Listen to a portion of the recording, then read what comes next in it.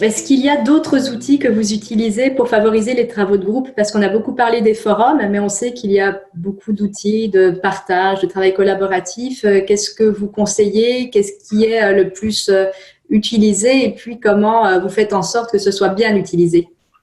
Alors, j'ai longtemps utilisé un wiki comme espace de production collaborative. Parce que je trouvais intéressant parce qu'effectivement on gardait une trace dans le fond de tout ce qui était fait, hein. Il y a toujours l'onglet historique qui garde une trace de toutes les modifications, qui permet de restaurer d'anciennes versions, etc. Je trouvais aussi intéressant de les faire travailler sur un wiki parce que ça permettait aussi de comprendre le fonctionnement d'une page web, etc. Après, ça générait pas mal de difficultés. Finalement, on était assez contraint par le fait qu'une page ne peut être éditée que par une seule personne à la fois. Donc, il fallait s'accorder sur le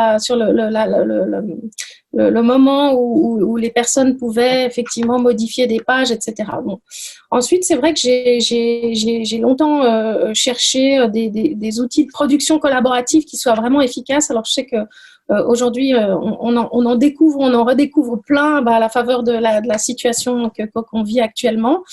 C'est vrai, j'avoue que finalement, des outils comme Google Doc, moi, j'ai pour l'instant pas trouvé des choses qui soient aussi conviviales et qui fonctionnent aussi bien, hein. Je vous donne un exemple. Une fois, j'ai utilisé Google Doc en amphi, donc avec une centaine d'étudiants. Donc là, encore une fois, donc dans chaque groupe, il y avait un scribe qui était désigné et qui avait donc qui avait accédé au préalable à une page commune.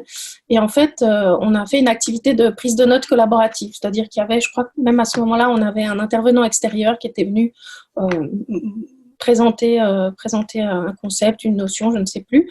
Et les étudiants scribes donc étaient chargés de prendre des notes, mais sur le même document. Donc on avait en simultané, alors peut-être pas 100 puisqu'il y avait un scribe par groupe, mais en tout cas une trentaine, une quarantaine d'étudiants qui en même temps travaillaient sur. Alors c'était une carte conceptuelle, c'était même pas du texte, hein, et ça fonctionnait très bien.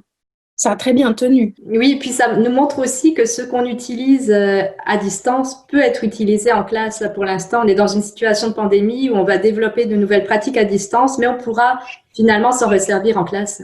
Bien sûr, bien sûr. D'ailleurs, ça m'arrive souvent de détourner finalement des instruments qu'on utilise habituellement à distance, comme le forum dont je parlais, les forums dont je parlais tout à l'heure, qui sont typiquement des outils de communication asynchrone.